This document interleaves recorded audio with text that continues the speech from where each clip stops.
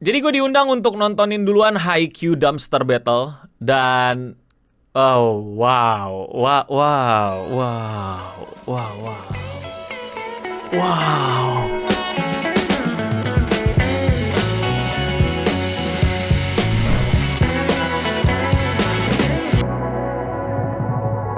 Saya akui saya memang bukan fans hardcore Haikyuu, tapi gue pribadi punya kesukaan sama Haikyuu bukan karena Haikyuu-nya. Tapi kalau kalian sadar itu karena gue suka komposernya, yaitu Yuki Hayashi yang juga ngekompos lagu-lagu My Hero Academia. Makanya gue suka juga dengerin tuh The Battle of Concept yang emang kalau lo dengerin mirip-mirip sama Yoseran. Tapi bukan berarti gue gak nikmatin animenya sama sekali. Gue nontonin dan gue suka banget, apalagi yang pas, again, lagu The Battle of Concept tuh terus ada animasi gagak terbang.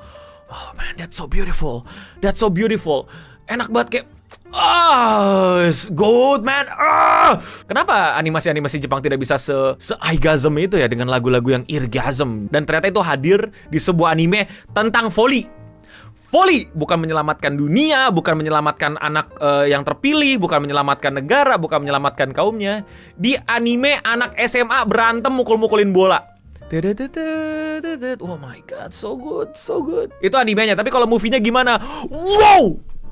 Wow! Sebelum kita bahas movie-nya, satu hal lagi yang mesti gue mention kenapa gue suka Haikyuu adalah gue hidup mengenal anime sport itu dua style. Yang pertama adalah Tsubasa, yang dimana itu menurut gue stylenya adalah realism magic, yang dimana banyak banget simbolisasinya yang udah lama-lama ngarah ke magic, dimana kita punya tendangan jarak jauh, terus kita punya tendangan harimaunya Hyuga, atau kadang-kadang kita punya sliding pisaunya Soda, yang dimana magic sama realistisnya itu udah setengah-setengah lah. Tapi kita juga punya Slam Dunk, yang dimana itu sangat realistis, simbolisasinya minim sekali dan gak ada magicnya. Gue suka Slam Dunk, tapi sayang gue gak ngerti pertandingan basket, gue gak terlalu paham peraturannya dan gue gak jago main basket. Jadi banyak orang suka Slam Dunk, which is okay, tapi gue kurang bisa attach sama Slam Dunk walaupun lagunya bagus.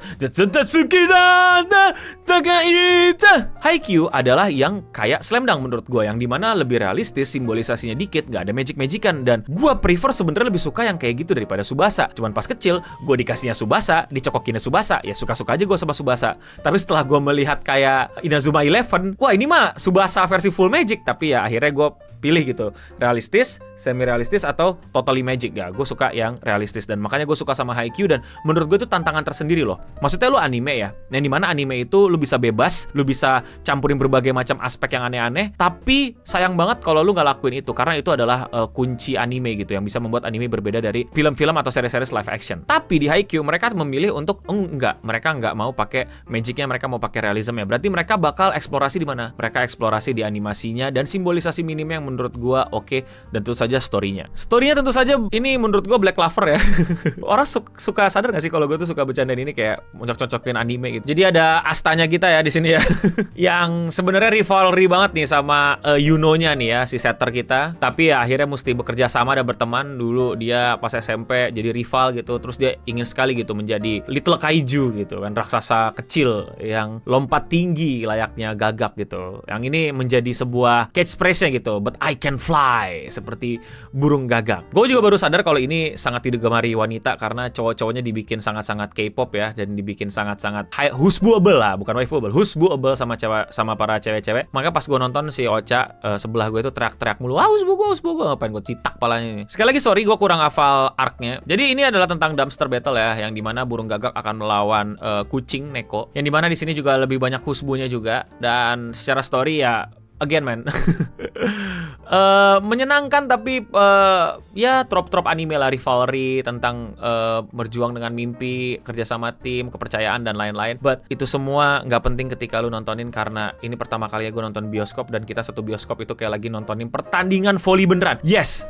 bukan nonton anime tapi nonton pertandingan volley beneran. Makanya setiap orang nge-score itu kita kayak tepuk tangan kayak, lah gue juga gak sadar kenapa gue ikutan tepuk tangan ya. Padahal kan ini anime, jalan ceritanya sudah tertebak, sudah tahu, bahkan yang baca manganya juga udah tahu. Kenapa kita tepuk tangan? Kenapa kita bilang wuh masuk gitu, kayak the magic of anime, the magic of director, animatornya, pengisi suaranya, coloringnya, orang yang gerakinnya dan lain-lain. Seluruh timnya itu berhasil ngebuat kita semua kesurupan, seakan-akan kita lagi nonton beneran pertandingan volley secara live. Dan ini bener-bener sesuatu yang seru banget, sesuatu yang bener-bener gak terlalu banyak diemnya, nggak terlalu banyak Tsubasa lah gitu, ketika mau nendang 2 episode dulu atau tiba-tiba flashback dulu. Ini enggak. Jadi ini bener-bener treatment directornya luar biasa, mesti diancungin jempol. Hal-hal kayak gitu minim sekali ada. Itu kalau misalnya ada flashback itu pas lagi istirahat, pas lagi mau regroup, pas lagi mau ganti pemain dan lain-lain, bukan pas lagi di atas dan mau nge-smash. Pas lagi mau di atas mau di-smash, you are present, you are there, you are not reflecting to the past, you are present. Seperti yang dibilang juga, gue gak peduli sama masa lalu, gue gak peduli sama masa depan, gue pengen nikmatin yang sekarang. Dan man, it's so beautiful. Bahkan secara fase permainannya dan scoringnya, itu bener-bener yang gue ngerasain apa yang si Asta rasain, Hinata rasain. Yaitu adalah, lah pertandingan udah selesai. Gue juga pas nonton bioskop juga kayak, udah selesai. Wah anjing, udah selesai. Wah anjing. Woi, kok udah selesai? Kenapa udah selesai?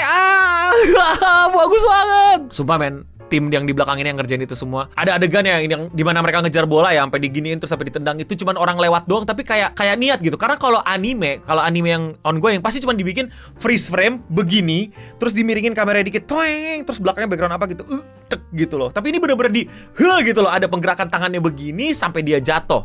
Bahkan nabrak orang dilihatin sampai jatuh. Kalau nabrak kan juga biasanya gitu kan, freeze frame gitu. Itu ngakalin gitu. Ini nggak bener-bener gelebek jatuh, bajunya goyang-goyang jatuh. Oh my god, animatornya semoga digaji layak dan dapat kesenangan juga pas kerjainnya. Itu bagus banget. Dan terakhir kita dapat POV. Jadi POV kayak pakai GoPro main volleynya. Bayangin itu anime kayak pakai GoPro, itu susah anjing. Itu animator teriak anjing kerjainnya. Kenapa pakai POV GoPro? Ini ngekatnya gimana ntar? Itu animator tangannya bengkak. Aduh tolong. Terima kasih.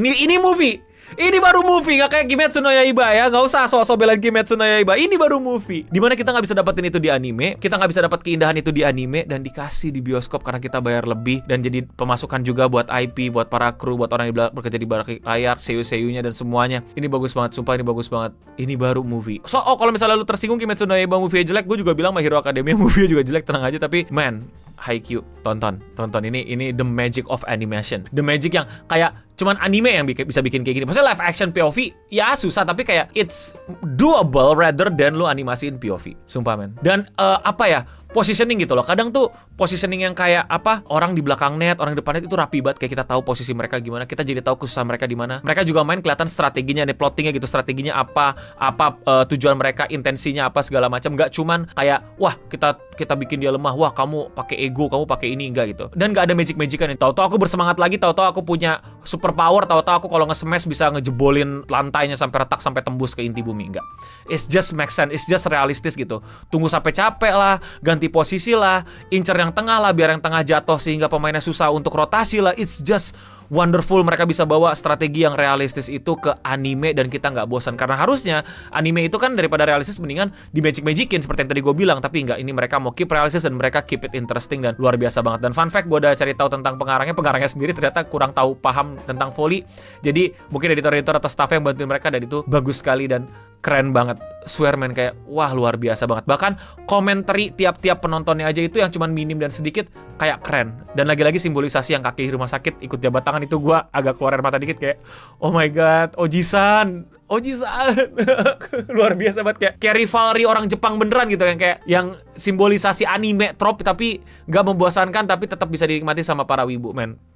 Luar biasa banget, keren, indah sekali, dan mesti ditonton di bioskop. Karena kalau lo nontonnya nanti di layar kaca kurang, percaya sama gue, kurang. Ini didesain dan diciptakan untuk ditonton di bioskop. Suara ngenyet kaki di lantainya kerasa di lantai kita, suara smash-nya di kuping kita itu bahkan ya nggak perlu ada jurus-jurusan, nggak ada teknik-teknikan, semuanya sama gitu, attack synchronization attack gitu, synco gitu, semuanya gitu-gitu aja. Tapi ya nggak bosenin dan banyak trik dan banyak hal-hal seru-serunya gitu. Dan tiap karakter dapat spotlight secukupnya, nggak yang tiba-tiba oh ya nih ya. Ini yang mungkin gue juga salutin dari Haikyuu ini kayaknya tahu kita mau kasih movie ini buat mereka yang udah nonton ya, yang udah nonton anime. Jadi nggak perlu ada perkenalan lagi, ini siapa, kelebihannya apa, masa lalunya apa, flashbacknya apa. Itu dilakuin sama Naruto sama One Piece. Kalau kalian tahu pasti setiap movie-nya ada flashbacknya lagi, memperkenalkan ulang ini siapa, jagonya apa, specialty-nya apa. Biasanya kalau One Piece tuh dikasih kayak musuh paling kroco, paling nggak penting untuk mereka akhirnya pamer jurus dan pamer skillnya, pamer fashion barunya. Ya kan di Haikyuu enggak. Di sini udah pada tahu kan mereka semua siapa, nggak usah lama-lama ya, langsung main game aja ya. Aduh itu enak banget man. Jadi kita sebagai fans tuh kayak akhirnya durasi yang dibuang sia-sia 1,5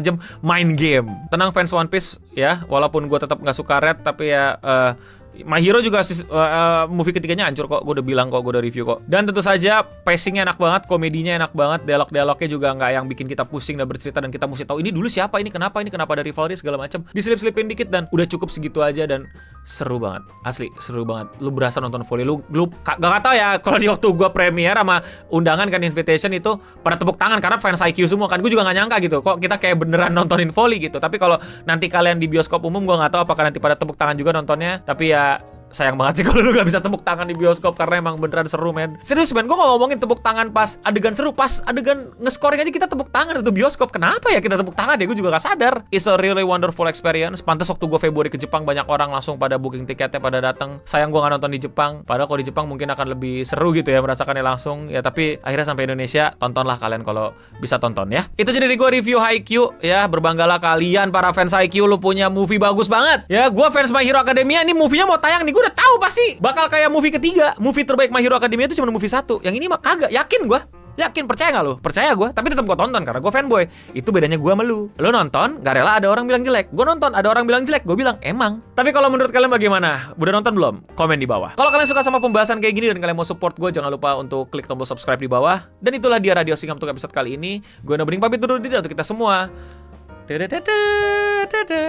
gagak lewat. Wah, simbolisasinya cuma ada kucing di tempat sampah sama ada gagak gitu kayak. Itu cukup, it's enough and it's good. Dan lu tau ini levelnya hard gitu, lu nggak pakai magic-magican tapi tetap make it interesting. Luar biasa. Mantap. Yang cewek-cewek juga suka karena cowok-cowoknya ganteng. Gue yang cowok nggak peduli sama cowok-cowok penaparan karakter ganteng, bisa menikmati plotnya, bisa menikmati animasinya. Luar biasa kalian ya. Berbanggalah kalian para fansnya, oke? Stay clean and sound.